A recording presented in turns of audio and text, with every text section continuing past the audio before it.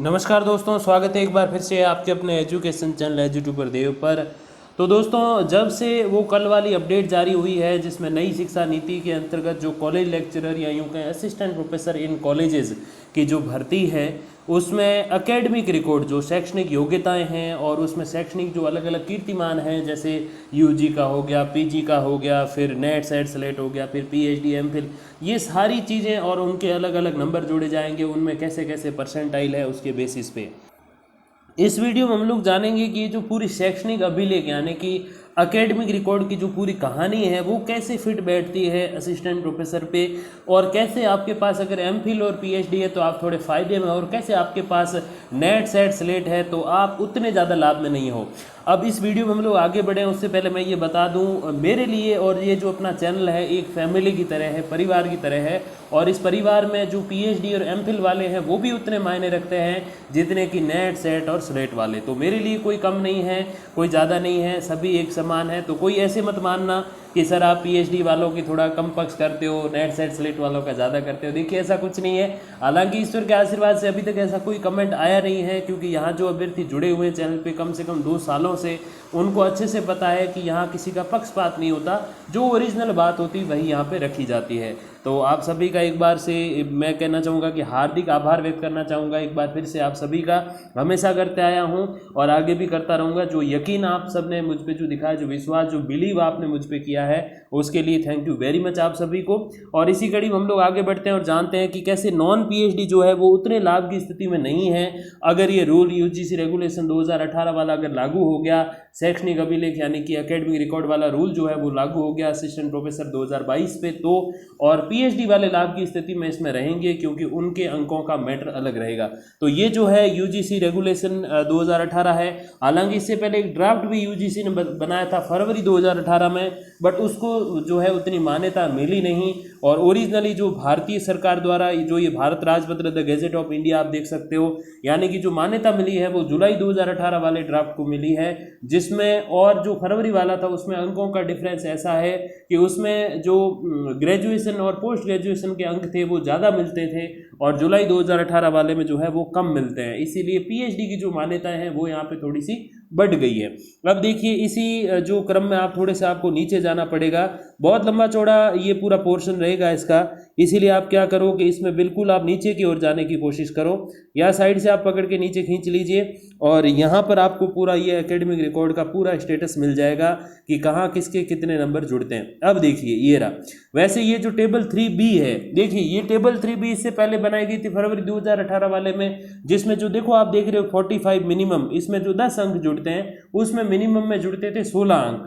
तो ये जो अंकों का डिफरेंस है ये कहाँ पे जाके होता था? कोई ऐसा अभ्यर्थी जिसके 80% है यूजी में और 80% पीजी में, अमूमन ऐसा होता नहीं है कि यूनिवर्सिटी इतने अंक नहीं देती, लेकिन अगर ऐसे किसी के हैं तो उसके अगर पीएचडी नहीं है तो भी वो पीएचडी को टक्कर दे सकता है, 2 से 3 अंक ज़्यादा ला सकता है। तो ये एक वहाँ लाभ होता था। लेकिन यहाँ पर जो जुलाई 2018 वाला जो ड्राफ्ट है जिसको मंजूर किया भारत सरकार ने और अपने राजपत्र में या परिपत्र में स्थान दिया, जिसको गैजेट ऑफ इंडिया बोलते हैं, उसके अंतर्गत जुलाई 2018 वाले नियम लागू होने वाले हैं। और ये टेबल 3B ये जो अभी लिखा हुआ था, कल आपने देखा था पेपर में, वो यही है और इसके अकॉर्डिंग ही सारे रूल्स चलेंगे। तो इसके बेसिस पे हम लोग जानेंगे कि नॉन पीएचडी वाला अगर बहुत प्रतिभाशाली और 80% से प्लस हर बार बनाए हैं तो भी वो पीएचडी को टक्कर नहीं दे सकता। देखिए कैसे, इसमें हम नॉन पीएचडी को जो है फुल ऑन इंटेलिजेंट मानेंगे कि उसकी 80% या उससे ज़्यादा है, और जो पीएचडी वाला है उसे हम बिल्कुल मिनिमम मानेंगे कि हाँ उसके मिनिमम क्वालिफिकेशन मतलब 45% इन यूजी एंड 55% इन पीजी, तो फिर भी पीएचडी आगे निकलती। देखिए कैसे, सबसे पहले अगर हम एक तरफ नॉन पीएचडी को रखें एक तरफ पीएचडी को रखें, तो नॉन पीएचडी के यूजी में 80% प्लस है तो उसके 21 अंक जुड़े, और जो पीएचडी है उसके 45% ही है तो उसके 10 अंक जुड़े। ठीक है, तो एक तरफ 21 अंक पे है नॉन पीएचडी, 10 अंक पे है पीएचडी। अब दूसरी तरफ जो है पीजी में 80% प्लस है नॉन पीएचडी वाले छात्र के, और पीएचडी वाले के जो है वो 55% ही है तो उसके 20 अंक जुड़ेंगे, और जो नॉन पीएचडी उसके 25 अंक जुड़ेंगे। तो 20 + 10 बराबर 30 अंक हो गए पीएचडी वाले के, और 25 + 21 बराबर 46 अंक हो गए नॉन पीएचडी वाले के। तो 16 अंक नॉन पीएचडी आ गए अभी तक। लेकिन आगे जाके जो नॉन पीएचडी वो क्या करता है, नेट सेट स्लेट जेआरएफ निकालता है, तो उसको मिलते हैं कितने, मैक्सिमम 10 अंक। केवल नेट है तो 8 अंक मिलेंगे, केवल सेट स्लेट है तो 5 अंक मिलेंगे, और मैक्सिमम क्या होगा कि नेट सेट स्लेट और जेआरएफ भी साथ में होगी तो उसको मिलेंगे 10 अंक। तो उसके कितने हो गए टोटल, 21 + 25 बराबर 46, 46 + 10 बराबर हो गए 56, 56 अंक हो गए। और दूसरी तरफ जो है यूजी पीजी में बहुत कम स्कोर करके 30 टोटल 10 अंक, यूजी में 20 अंक, पीजी में करके 30 बनाए, और पीएचडी में सीधे उसको कितने मिल गए, यहाँ देखिए 25 अंक। और 25 अंक मिलते ही कितने हो जाते हैं, देखिए सीधा सा यहाँ पे हिसाब आप दे सकते हो। अब इसके बाद जो टक्कर होती है वो 1 अंक से रह जाते। देखो एक तरफ जो है यूजी + पीजी + नेट जेआरएफ करके टोटल 56 अंक लाए नॉन पीएचडी ने, पीएचडी वाले ने 10 + 20 यूजी पीजी में यानी कि 30 और 25 अंक पीएचडी के ला के बनाए 55। इस हिसाब से तो नॉन पीएचडी आगे निकल रहा है। लेकिन क्या है कि कोई अभ्यर्थी मैक्स टू मैक्स ले आएगा नेट स्लेट करके जेआरएफ वगैरह सब करके, तो उसके हो जाएंगे कितने, 56 अंक। लेकिन जो पीएचडी वाला वो केवल पीएचडी नहीं करता, उसके साथ उसके रिसर्च पब्लिकेशंस भी होते हैं, जो उसने रिसर्च की है उसके वो जो है जर्नल्स वगैरह भी छपते हैं, जिसका सीधा सा मतलब ये रहेगा कि उसके कितने हो जाएंगे, 2 marks for each research publication. और कम से कम 2 रिसर्च पब्लिकेशन होते हैं एमफिल में और 3 होते हैं पीएचडी में। अगर थोड़े पुराने रूल्स भी देखें तो 2 रिसर्च पब्लिकेशन होते हैं पीएचडी में, तभी पीएचडी कंप्लीट मानी जाती है। और 2 रिसर्च पब्लिकेशन है बराबर कितने अंक हो गए, 4 अंक, और 55 और 4 कितने होते हैं, 59 हो जाते हैं। अगर एक भी रिसर्च पब्लिकेशन है, अगर ऐसा होता ही नहीं, अगर होता तो भी कितने हो जाते, 55 + 2 57 अंक हो जाते। और नॉन पीएचडी वाला बहुत ज़्यादा इंटेलिजेंट होके भी पीछे रह जाता, क्यों, जैसे मैंने बताया कि ऐसे नॉर्मली देखें तो 55 अंक है पीएचडी वाले के, 56 है नॉन पीएचडी के, लेकिन रिसर्च पब्लिकेशन के भी अंक जुड़ते हैं यहाँ पे। और आगे फिर टीचिंग एक्सपीरियंस है, अवार्ड्स है, तो फिर और अलग बात है, उसको अगर नहीं भी जोड़ें तो भी जो है कम से कम मैं आपको बताऊं 55 + 4 हो जाते हैं पीएचडी वाले के, यानी कि 59, और 56 होते हैं नॉन पीएचडी वाले के। फिर भी 3 अंकों से पीएचडी वाला आगे रहता है। इसका सीधा सा मतलब ये है कि अगर आपके पास पीएचडी है तो फिर आपकी बहुत बढ़िया स्थिति रहेगी कॉलेज लेक्चरर में सेलेक्ट होने की। अब ये बात कि अगर किसी के पास पीएचडी नहीं है, आपको पता पीएचडी मिनिमम 3 से 4-5 साल लगते हैं ऑन एन एवरेज, तो अभी एकदम से तो कर नहीं सकते, अगली भर्ती तक होगी, तो फिर क्या किया जा सकता है। तो यही है कि अभी तक सरकार ने ये भर्ती में नियम जोड़ा नहीं, लेकिन चांसेस हैं कि जोड़ देंगे।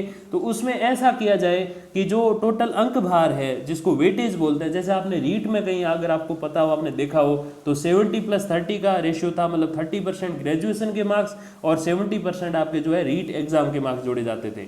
और फिर 90-10 का किया, पहले भी ऐसा था, जिसमें ये है कि 10% ग्रेजुएशन के और 90% आपके मार्क्स जो है वो एग्जाम के जुड़ते थे, रीट एग्जाम जो होता था उसके।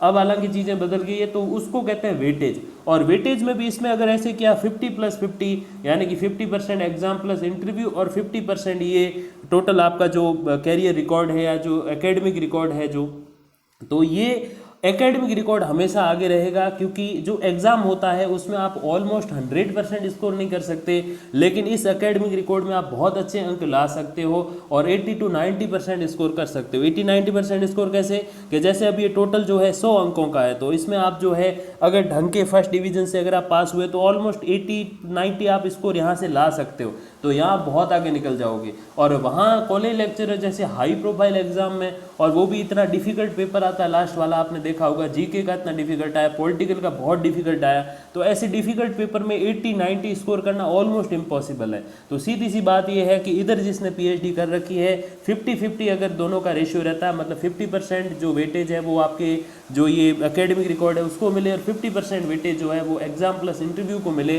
तो सीधी सी बात है जिनका एकेडमिक रिकॉर्ड बहुत अच्छा है, यानी कि जिनके पास पीएचडी जैसी डिग्री है, वो आगे निकल जाएंगे। और दूसरी ओर देखो तो आपके अगर एग्जाम को अगर वेटेज थोड़ा ज़्यादा दिया जाए 50% से 70, 75 या 80%, तो फिर ये एक न्यायिक स्थिति बन सकती है, क्योंकि यहाँ पीएचडी फिर उतने ज़्यादा मायने नहीं रखेगी, उधर उतना एग्जाम मायने रखेगा। तो ये एक ऐसी परिस्थिति है जिससे नेट सेट स्लेट जेआरएफ वाले भी खुश हो जाएंगे और पीएचडी वालों को भी अपने पीएचडी का इसमें कुछ अंक जुड़ेंगे, लाभ मिल जाएगा, तो दोनों पक्ष खुश रह सकते हैं। और अगर 50-50 वेटेज रखा तो मैं समझता हूँ कि पीएचडी वाले तो खुश रहेंगे कि उनके पास सबसे हायर डिग्री है, लेकिन जो नेट सेट स्लेट है फिर उसका कोई ज़्यादा मतलब नहीं रह जाएगा। हाँ ये ज़रूर है कि आप कोई छोटे मोटे कॉलेज में लग सकते हो जहाँ कंपटीशन नहीं है, विशेषकर प्राइवेट कॉलेज में, और अपना एक्सपीरियंस बढ़ा सकते हो, यही है, बाकी कुछ ज़्यादा नहीं रहेगा। तो ये कुछ परिस्थिति है। और जो पीएचडी नहीं किए हुए हैं तो बिल्कुल भी घबराने की ज़रूरत नहीं है।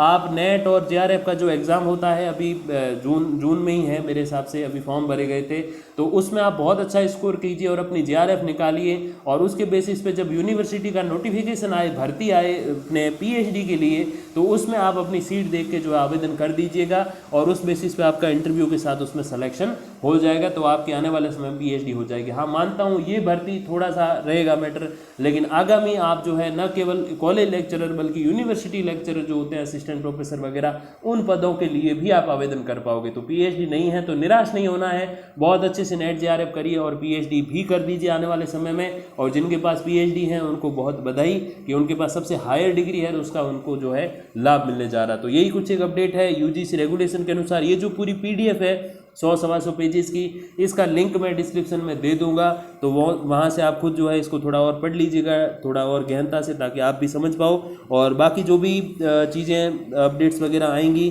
तो मैं आप तक पहुँचा दूंगा वीडियोज़ या फिर कम्युनिटी पोस्ट के माध्यम से। तब तक के लिए धन्यवाद, नमस्कार।